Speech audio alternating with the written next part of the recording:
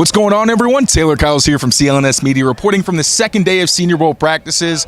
About as eventful as the first were the first practice. It felt like there was a lot of energy, very up-tempo. Second, not quite as much, but there were still some very good plays. And to break down the second day of Senior Bowl practice, I'm joined by Tayler Desena, friend of the show from Dolphins Talk. Now, I'm sorry, he is from a rival division, but the guy's brilliant. He's got some great insights. So, Tayler, thanks for coming on, brother. Really appreciate it. Of course. What did you think of the second day of practices? Like you said, a lot like the first. I thought that it was a bit of a bounce back for some of the defensive linemen for the first team, for the national team. Definitely. The offensive linemen in the first day had a lot of jump sets, a lot of really good stops. You talk about Josh Connerly. He was a guy who stood out on day one.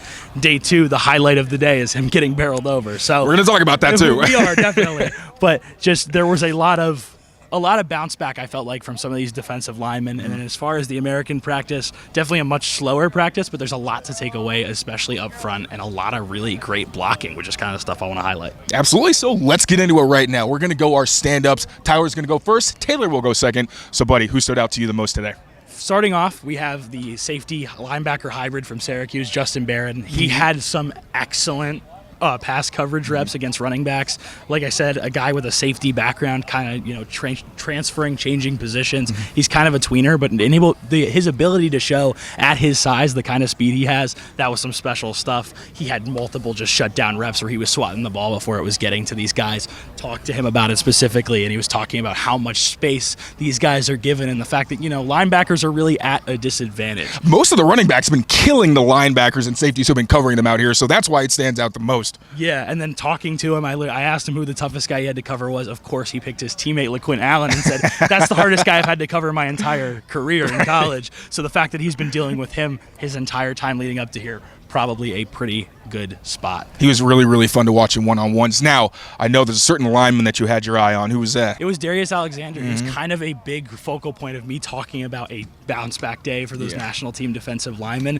He's a guy who's naturally on the inside. Got to talk to him as well, and he said naturally he wants to play that 3-tech spot, but he said, I'll beat anyone center to tackle or tackle to center. So it was fun to talk to him, and he was somebody who was moving all over the place, had some reps on some inside guys, had some reps on tackles, and it seemed like no matter who you put in front of him, he looks like he can play both spots. He's kind of a guy that I'm excited to see teams kind of tinker with, whoever ends up drafting him, moving him around, because it looks like that's what his skill set really is, somebody who can play both inside and out, and really was just terrorizing offensive linemen today. It's kind of weird to watch because, again, you didn't see a lot of interior defensive linemen even going up against tackles, period, and he was actually out here winning. I actually think every rep I saw with him against a tackle, he was able to win. Now, who else stood out for you today?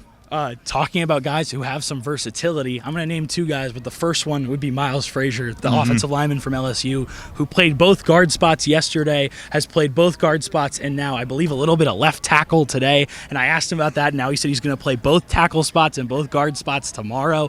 He's been phenomenal. His movement space, his ability to work in some of the outside zone stuff they've been running in team drills, he's been phenomenal. A guy who just constantly finds work in the run game. It feels like every single time you see him pulling or trying to find space, he's making contact. And when we have so many teams in the league that love to run that outside zone, Kyle Shanahan stuff, throw screens out to the perimeter, it really just comes down to, can you lay any block at all? Right. And he's doing that, and he's making hard contact. And then one-on-one with his pass protection reps, I felt like those were great as well. Really good technique. I felt like his anchor was pretty solid. That's a guy who I really did not expect to light it up the way that he has, but over the last 2 days, I feel like he's been phenomenal. And like I said, he's going to play both spots on either side tomorrow, so I'm excited to see that too. It's going to be interesting. I wonder if he's a Patriots fit, because he does seem like more of a zone type of blocker, but with that versatility, we know the Patriots are going to value that pretty highly, so definitely a name to watch. Now, I'm going to go with some of my names, and of course, I'm going to have to start with Mike Green, a guy who might not even be at practice tomorrow because of how well he played today. The highlight of the entire practice was him planting Josh Connerly by converting speed to power, and the reason that stands out is because Green's the kind of guy with some freaky bend around the edge, so you think of him as more of a speed rusher, more of an athlete, but he can also bring the power, keeps guys on their toes, and he's a pretty well-rounded defender as well. And the biggest question mark he really had was, is he going to meet the weight threshold? And we already knew that, check the box. So don't expect to see Mike Green out here tomorrow because, again, he had a very good day. The fact that we saw him today at all is shocking, and then he came out and killed it. It seemed like they were kind of trying to develop a counter with some of these edge rush guys, trying to get some more power into these jump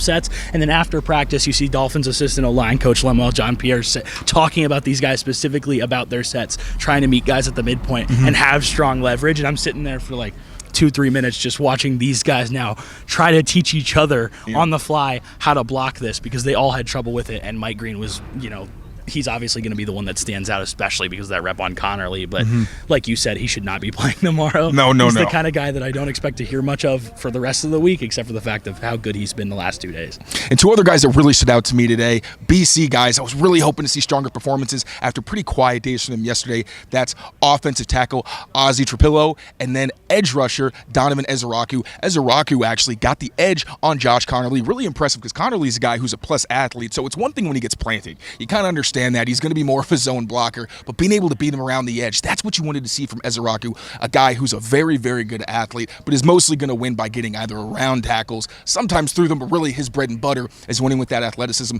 And then Trapillo, really impressive day, especially working on the left side. He was at the right yesterday. I spoke to him after practice. He said, I kind of had to shake off some of the rust. That's why I wasn't really playing quite as well.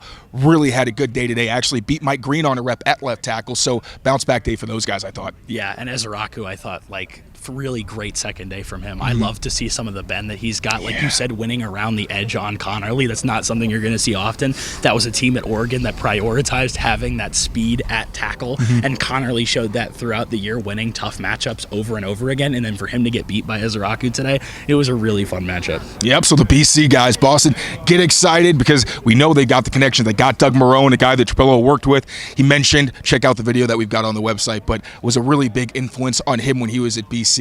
And then if there was one other guy that you could highlight, who would that be? One other guy kind of highlighted him. I really thought that he had a great day yesterday as well. And he kind of tops off what's been an awesome tight end class here. Yeah. It's Mason Taylor, son of Jason Taylor, former Dolphin. And just, it's been awesome to see him perform. That's somebody that I really liked his pass catching chops, the way that he's able to win at the top of routes, gain separation, and attack the football. He had a really nice, bobbled catch, but the way that he got up to go get it at first, I thought was really special. But overall, the thing that's impressed me the most is his ability to block. That's somebody who they've had a lot of times, they're running outside runs and they're having him either crash or try to seal off a defensive end, and he has been really, really solid. I think that that's somebody who, like I said, probably has gained the most of all these tight ends, and that's saying a lot considering the fact that there's been so many guys with stellar performances across the board. I mean, you could do a video breakdown of any of these individual tight ends and probably talk about how they've gained stock. Eric Arroyo probably at the top of that group, but there's not a lot of room behind him because those guys have been very impressive. I've also only been talking about trench players, so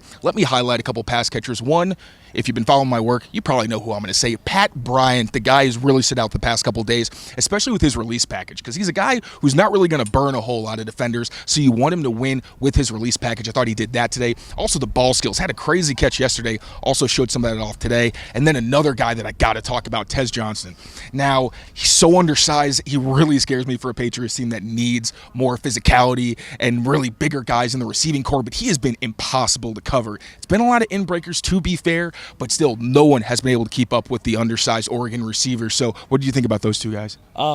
I think Bryant obviously had a really strong day. I thought that, like you said, his release package, there's a lot of stuff he can do, and it's just exciting to see somebody who's kind of that developed already. But then Tez Johnson, I thought, like you said, just cannot be covered right now. And it really is one of those situations where you don't know if it sticks. There's always a guy at the Senior Bowl where you see they're undersized playing receiver. A couple of years ago, it was Tank Dell, and he really tore it apart here. I was there watching, and we didn't know at the time whether or not that was something that would be able to stick. He gets to Houston, they put him in really good circumstances, and he's able to show that he's a really good receiver. Obviously, Johnson, not even the size of Tank Dell. That's a guy with a lot more lower body strength. But Johnson showed off some really, great route running today, great speed, and then on top of that had a really nice crack block on a little crack toss play. And it was just exciting to see somebody at that size totally stand up somebody who was coming after him. 100%, a little bit of dog in the undersized receiver. Thank you again, Tyler, for joining me. For all of our written coverage, make sure you go to clnsmedia.com. And for more videos like this, go to our YouTube page at Patriots Press Pass.